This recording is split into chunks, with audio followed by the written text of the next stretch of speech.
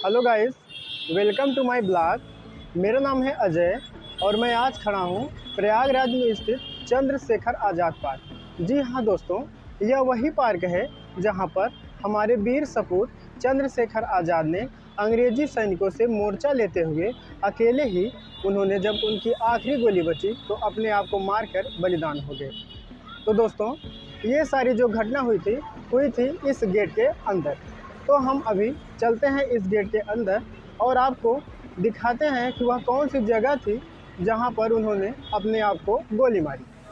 तो दोस्तों, मैं आपको यह भी बताऊंगा कि वह कौन सा शख्स था जिसने चंद्रशेखर आज़ाद जी की मुखबरी की और अपने ही वतन से गद्दारी की।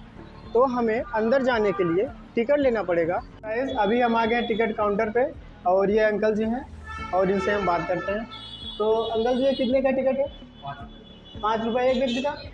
ओके, दे दीजिए। तो दोस्तों, ये टिकट रहा। अभी हम चलते हैं आपको और अंदर का व्यू दिखाते हैं। तो दोस्तों, अभी हम हैं चंद्रशेखर आज़ाद पार्क के गेट के अंदर और यह 3 नंबर का गेट है। और चंद्रशेखर आज़ाद पार्क के इस पार्क में पूरे 6 गेट हैं।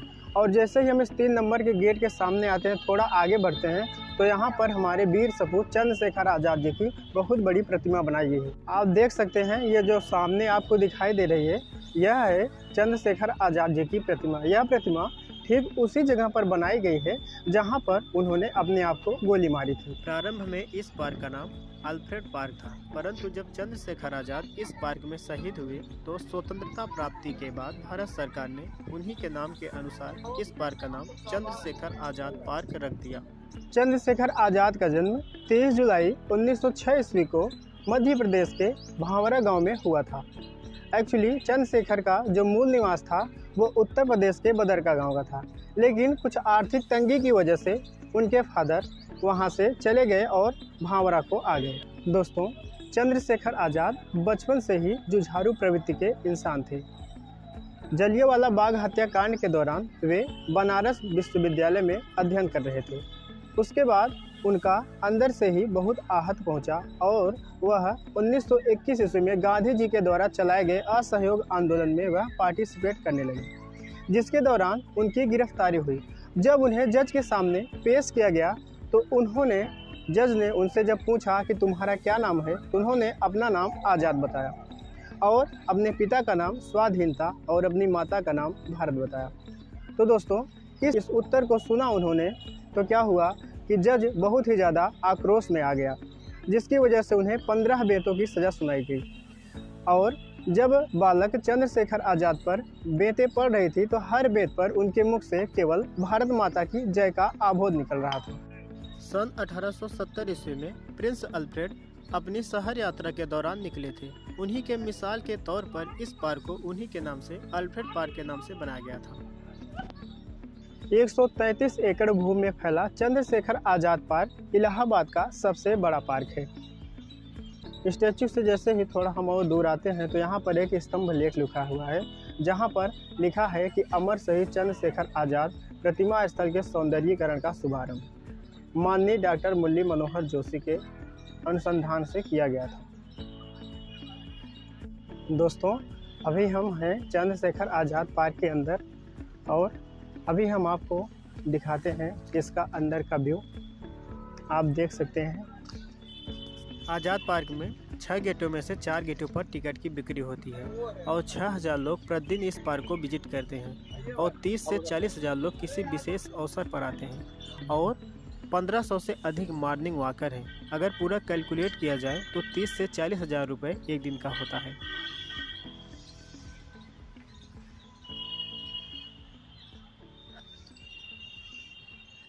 दोस्तों, ये रास्ता जाता है इलाहाबाद संग्रहालय की तरफ, जिसमें चंद्रशेखर आज़ाद की वह पिस्टल रखी हुई है जिससे उन्होंने अपने आप को मारकर शहीद हो गए। तो अभी हम चलते हैं उस संग्रहालय के अंदर और आपको दिखाते हैं कि वह कौन सी पिस्टल है जिससे उन्होंने अपने आप को मारकर बलिदान हो गए।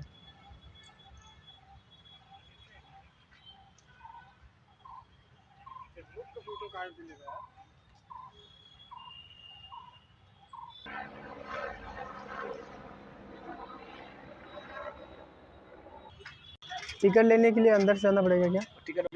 बाहर से अंदर जाएंगे फिर। वीडियो मना है। तो गाइज कैमरे के लिए मना कर दिया गया है, फिर भी मैं कोशिश करूँगा कि किसी न किसी तरीके से रिकॉर्ड करके आप तक ज़रूर पहुँचाऊँ।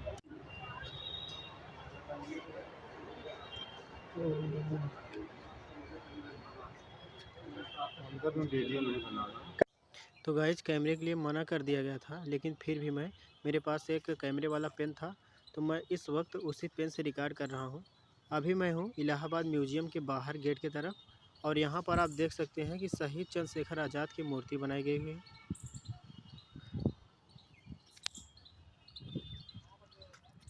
और जैसे हम थोड़ा आगे बढ़ते हैं, इसके गेट के सामने बहुत सारी प्राचीन काल की मूर्तियाँ रखी गई हुई हैं, जो ऐतिहासिक धरोहर हैं और जगह जगह पर खुदाई के दौरान प्राप्त हुई थी।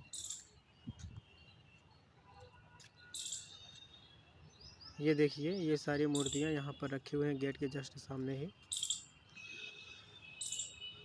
देख लीजिए कितनी कमाल की इसकी पुरानी कारीगरी है।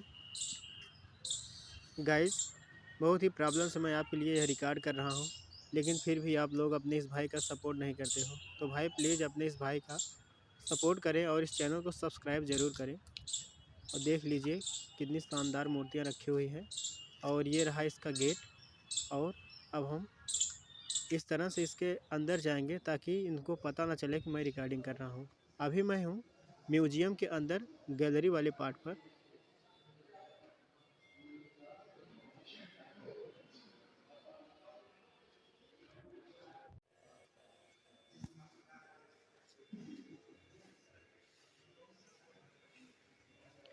अभी जो गेट देख रहे हैं आप, ये है आज़ाद की गैलरी, जहाँ पर उनकी सारी तस्वीरें और वो पिस्टल रखी हुई है जिससे उन्होंने अपने आप को मारकर बलिदान हो गए थे। ये रास्ता गैलरी के अंदर जाता है। अभी मैं चल के आपको दिखाता हूँ कि वह कौन सी पिस्टल थी जिससे उन्होंने अपने आप को मारकर बलिदान हुए थे।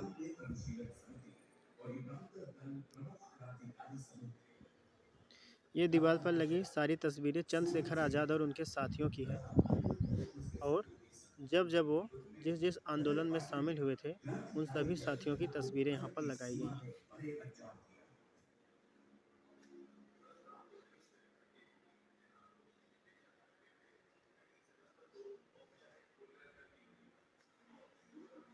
प्रथम विश्व युद्ध के बाद क्रांतिकारी गतिविधियों का केंद्र उत्तर भारत में स्थानांतरित हो गया।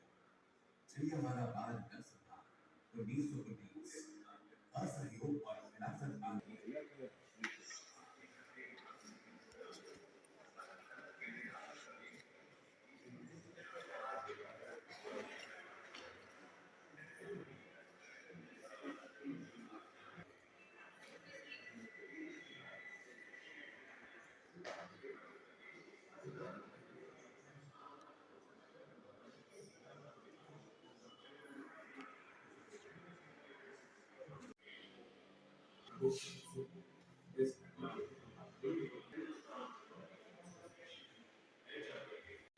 अभी जो आप देख रहे हैं यह वही पिस्टल है जिससे उन्होंने अंग्रेजी सैनिकों से पूरे 20 मिनट तक मुकाबला किया और अपने आप को मारकर बलिदान हो गए। ये जो है भारतीय करेंसी है, जो 2006 से लेकर 2015 तक के सभी सिक्कों को संग्रहित करके रखा गया है।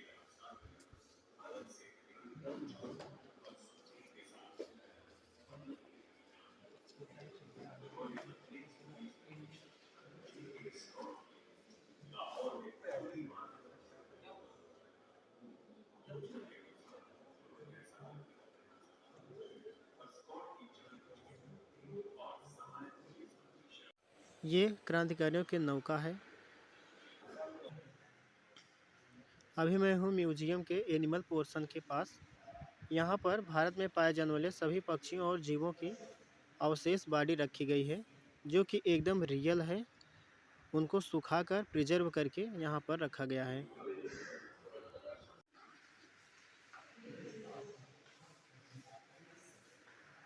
देख सकते हैं आप, ये सारे बॉडी जो आपको दिख रहे हैं सारे रियल हैं। इनको सुखाकर और प्रिजर्व करके रखा गया है।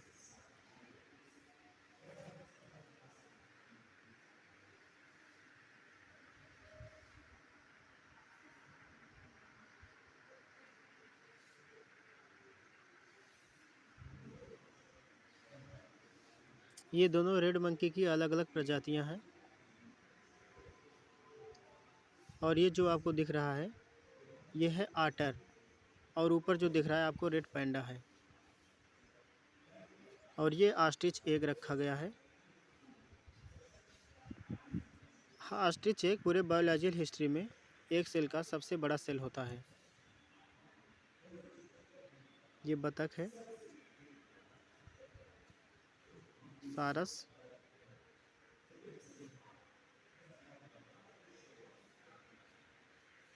जंगली मुर्गा और बटेर। ये काइट है, और ऊपर जो आपको दिख रहा है पेलेग्रिन फाल्कन है। क्रो और कुहू पैरट की प्रजातियाँ।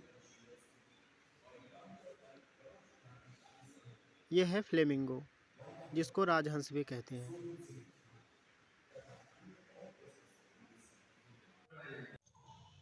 तो दोस्तों, अब मैं आपको बताता हूँ चंद्रशेखर आज़ाद के शहादत की कहानी। असेंबली में बम कांड और सैंडर्स की हत्या के बाद राजगुरु भगत सिंह और राजगुरु को फांसी की सजा सुनाई गई, जिनके बचाव के लिए चंद्रशेखर आज़ाद पंडित जवाहरलाल नेहरू से मिलने उनके घर आनंद भवन गए, जहां पर दोनों में झड़प हो गई। यहां पर झड़प का खास तात्पर्य यह है कि दोनों में बम की बहस हो गया, और उन्होंने कहा कि जा, नहीं करता मैं मदद। आज़ाद ने कहा, जाओ मत करो, मैं खुद ही अकेले ही अपने दम पर अपने दोस्तों की मदद कर लूँगा। और इस बहस के बाद वह अल्फ्रेड पार्क में जाकर छिपे हुए थे, जहाँ पर पंडित जवाहरलाल के मुखबरी पर वीरभद्र तिवारी ने अंग्रेजी सैनिकों को उनकी लोकेशन शेयर की, जहां पर अंग्रेजी सैनिकों ने उनको घेर लिया और 20 मिनट तक वह अकेले ही फायरिंग करते रहे। और जब वह अत्यंत घायल हो गए तो अपने ही आप को अपने बची आखिरी गोली से मारकर शहीद हो गए।